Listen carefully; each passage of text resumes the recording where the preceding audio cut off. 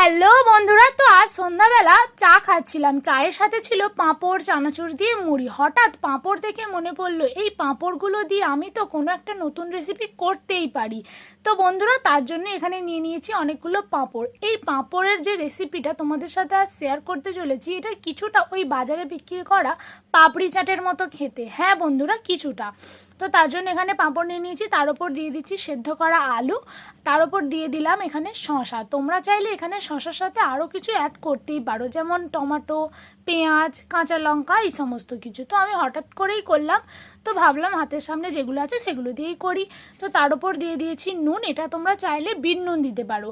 তার উপর দিয়ে দিলাম ঝাল ঝাল চানাচুর, আর এখানে দিচ্ছি সস। তো বন্ধুরা চলো ট্রাই করা যাক। এটার স্বাদটা আমি কি বলবো তোমাদের, এত সুন্দর খেতে। তোমরা কিন্তু বাড়িতে এটা অবশ্যই ট্রাই করো। আশা করছি তোমাদের এটা খুব খুব খুব ভালো লাগবে। তো বন্ধুরা, টাটা।